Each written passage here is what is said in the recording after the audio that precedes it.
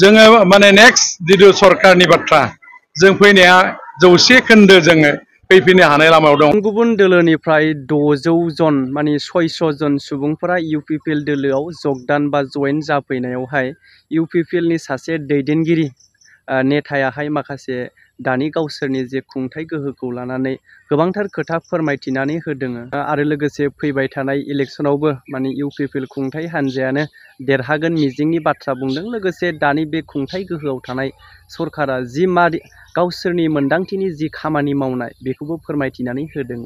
थारमाने नैबेबायदि भिडिअ लाबोनायनि थाखाय खायफाया साननो हागौ जोंखौ साइड मोनसे जानानै भिडिअ बानायदों बा सोरनिबा सापर्टिभ सोरखौबा एगेन्स्ट जानानै भिडिअ बानायदों नैबेबायदि माने खायफाया कमेन्ट खालामहरनो नागिरो।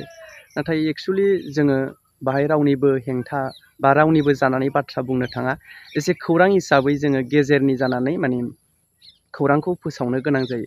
दा दिनैनि समाव जाय सासे इउपिपिएलनि नेता जाय 600 जननिबो बारा जयेन जाफैनायावहाय माखासे बाथ्रा बुंदों। दा नोंथांमोना नोंथांमोननि मोन्दांथि बायदि माने गोसोबायदि कमेन्ट खालामहरनो हागोन दे नैबे भिडिअनि सायावहाय माने नोंथांमोना नैबे खुंथाय गोहोनि सायाव मोजां मोननाय मोजां मोनै बे नोंथांमोननि सायाव सोनारो। बेनिखायनो नोंथांमोना कमेन्टनि गेजेरजों कमेन्ट खालामहर मोन्दांथि बायदियै। दिनै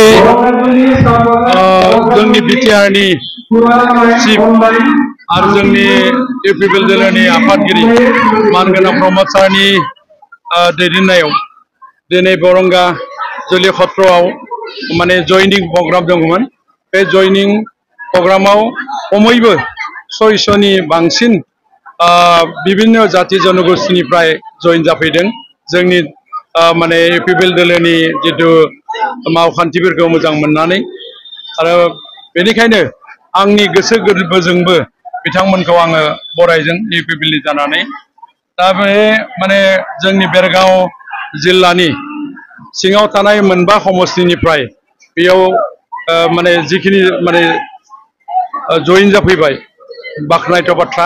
आं गोजोननाय मोनदों गरायसर समस्तिया सासे एमसिएल हिसाबै माने जोंनि जितु मावखान्थि बिटिआरनि जितु मावखान्थिफोर बियो माने बाख्नायथाव हाबाफारि लानानै मावनाय जादों होननानै बिथांमोना बुंदों।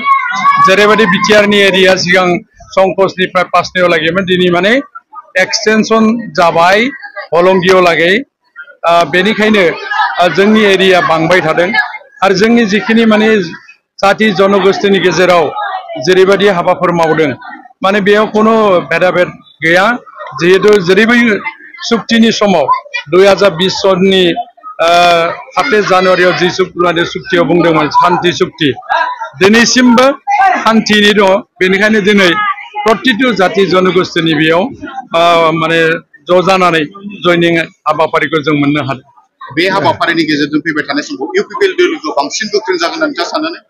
जोङो माने नेक्स्ट जितु सरकारनि बाथ्रा जों फैनाया 100 खोन्दो जोङो फैफिननो हानाय लामायाव दं। मानो होनना बुङोबा माने दिनैसिम जिरायनानै गैया। मोनफ्रोमबो माने बिसायख'थियावनो इउपिपिएल दोलोआ देरहागासिनो दं। एमसिएलएनि जितु बिसायख'थिमोन बाइ इलेक्सन बेयावबो जों देरहाबाय। एमएलएनि जितु माने बाइ इलेक्सनमोन बेयाव जों देरहाबाय। बेनिफ्राय एमपियावबो जों जिहेतु देरहाबाय हिसाबै बर्तमानाव जोंनि जितु स्थिति इउपिपिएल दोलोनि जों मजबुराव दङ। बेनिखायनो दोलोयै नोगोरै बयबो मोनफ्रोमबो जिल्लायावनो बेबायदि जयनिं प्रग्रामा जाबाय थादों आरो सारा जेरैबायदि दिनैनि तारिखाव ग्रिन बड'लेण्ड मिशननि हाबाफारि लादों आरो चाइल्ड राइटनि सायाव माने मिशन लादों। पिक मिशननिफ्राय गुडविल मिशननिफ्राय गथै साइडआवनो बेबायदि माखासे रोखोमनि जेरै माने बाख्नायथाव मोनसे आसनि UN सुपार 50 माने फरायसाफोरखौ डक्टर बा इन्जिनियार बा एपिएससि बा इउपिएससि फरायहरनाय बोसोराव माने 50सा बेफोर माने बिराद मोजां बाख्नायथाव हाबाफारि जादों होननानै रायजो राजानिफ्राय मोनसे मोजां मेसेज फैनायखौ जों मिथिनो मोनदों आरो बेबायदिनो फरायनानै देरहासार जानाबो फैनायखौ जों मोननो हाबाय।